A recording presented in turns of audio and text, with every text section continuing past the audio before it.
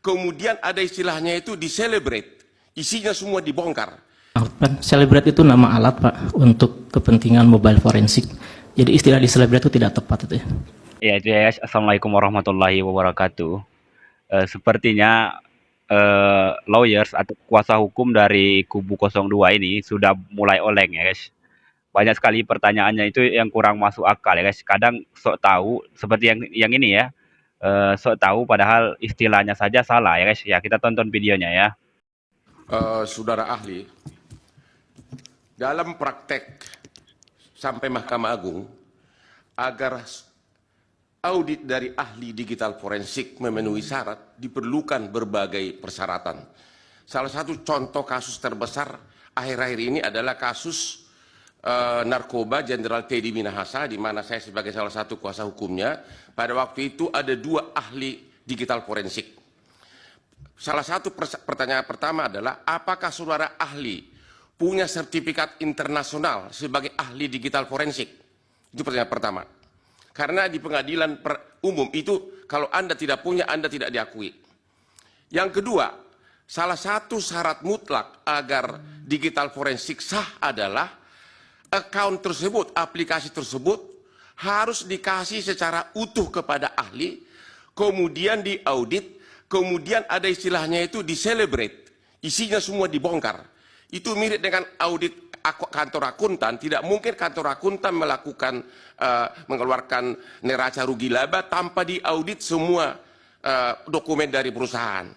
Pertanyaan saya, apakah Anda pernah melakukan audit digital forensik di mana KPU, ya ini harus KPU menyerahkan kepada saudara si rekap tersebut untuk Anda audit? Pernah nggak dikasih? Dan kemudian dibuat berita acaranya dan kemudian di-celebrate isinya semua. Disitulah ketahuan kelemahan sistemnya dan sebagainya. Dan itu banyak parameternya. Pertanyaannya, apakah Anda itu hanya membuat kesimpulan dari publikasi-publikasi di media dan tuduhan-tuduhan saja, sepotong-sepotong, tanpa pernah melakukan celebrate atau digital forensik utuh isi dari si rekap tersebut? Terima kasih. Baik, dari Hakim. Cukup, silakan Pak Yudi dijawab singkat-singkat saja. Terima kasih. Mungkin dari yang terakhir ya, Pak Hotman. Celebrate itu nama alat Pak untuk kepentingan mobile forensik. Jadi istilah di celebrate itu tidak tepat itu ya. Beberapa pertanyaan mungkin yang coba saya cermati. Pertama kepada penanya dari KPU. Jadi tadi yang saya sampaikan itu memang sumber datanya itu adalah dari file yang disampaikan kepada partai ya.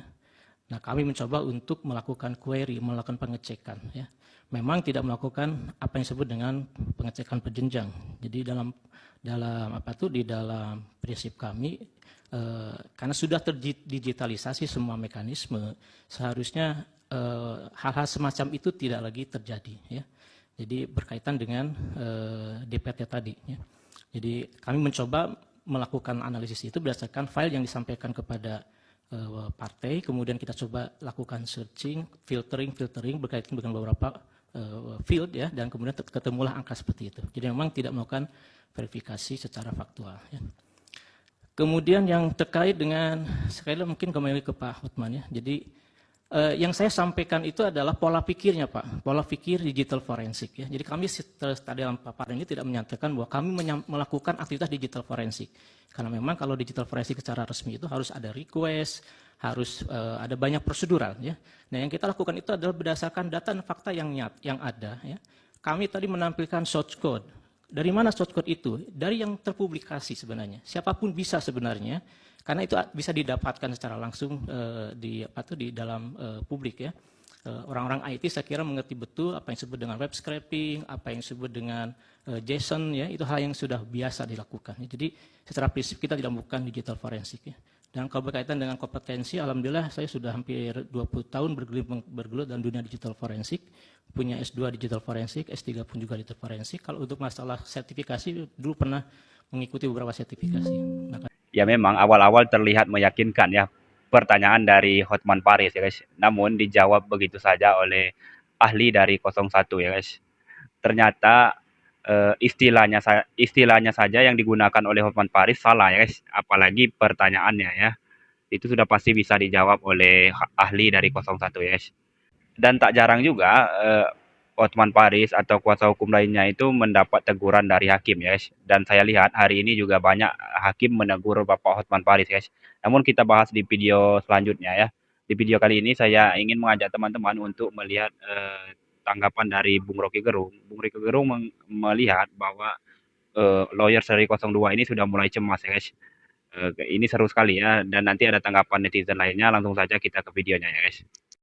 Sejak awal kecemasan 02 itu terbaca pada kalimat-kalimat Yusril Iza Mahendra. Dia mulai ragu nih. Bahwa secara moral memang dia tolak. Tapi karena itu fakta positif, makanya mesti terima. Tadi saya terangkan di media massa, Pak. Coba Yusril periksa argumen yang sama dipakai oleh pembela-pembela Hitler. Yang mengatakan, Pak, tidak ada salahnya menerima perintah Hitler untuk membunuh orang. Di pengadilan Nuremberg nilainya diubah tuh. Anda manusia, Anda mesti pikir bahwa hukum positif itu bisa Anda atasi, bisa Anda tidak patuhi. Maka mulai ada istilah pembangkangan pada perintah komandan. Karena dasarnya moral. Kan kita belajar dari Perang Dunia Kedua kan. Saya cuma pakai Yusril karena saya tahu Yusril belajar sedikit juga tentang hal yang disebut fungsi etik di dalam hukum itu. Oke. Kalau pertanyaan Hotman Paris itu memang nggak berharga untuk ditanggapi. Yuk kita buat analisa dari persidangan sengketa Pilpres 2024 yang sedang berlangsung di MK sekarang ini. Wah guys, ternyata KPU dan Bawaslu itu sangat terlihat tidak siap dan tak menyangka bahwa dua lembaga itu mereka itu digugat oleh tim 01 dan 03 dalam pengkhianatan konstitusi. Dan mereka tampaknya nih tidak siap. 01 dan 03 mengeluarkan para ahli-ahli yang detil dan sistematis. Dan disinilah Hakim MK melakukan pembedahan forensik kepada KPU dan Bawaslu dengan meminta cross-check bukti-bukti dan data-data dari para saksi 0103. Nah, beginilah ya, kami masyarakat saja paham, apalagi MK tentunya lebih paham lagi hakim-hakim itu. Nah, di sini kami tinggal menunggu angin segar dari MK. Apa keputusannya? Semoga Allah Subhanahu wa Ta'ala, Tuhan yang Maha Kuasa, membuka tabir ini melalui MK yang adil dan yang lurus untuk menyelamatkan demokrasi dan kejujuran di negeri ini. Salam perubahan. Dengan kalau dijumlah kan lebih dua itu. Tuh kan gua katanya gua apa lebih dua.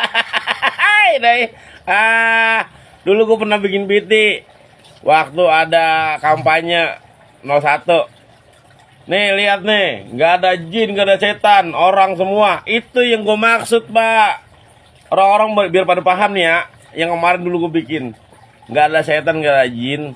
Maksudnya bener-bener pendukung Amin semua.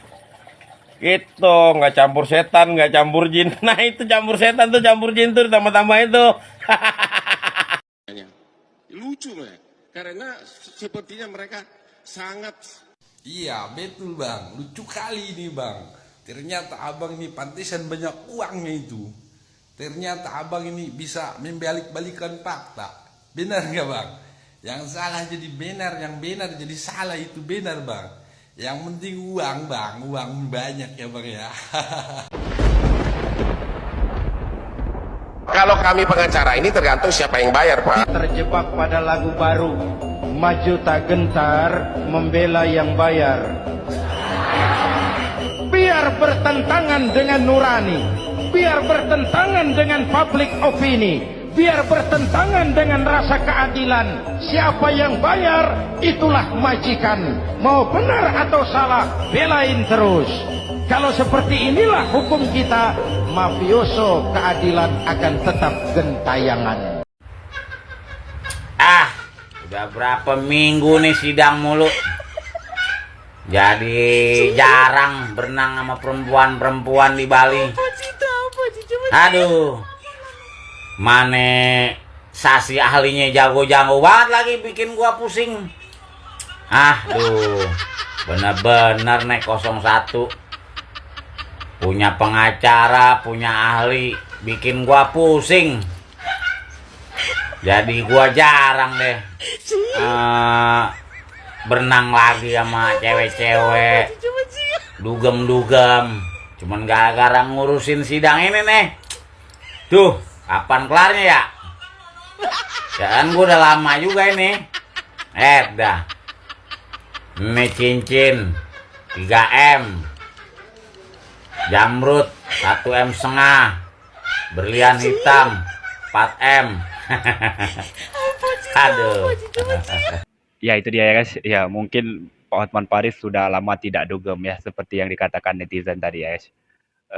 Mungkin itu saja video kita kali ini. Nanti kita lanjut di video berikutnya ya guys. Ya, sampai jumpa. Assalamualaikum warahmatullahi wabarakatuh. Salam perubahan dan akal sehat ya guys.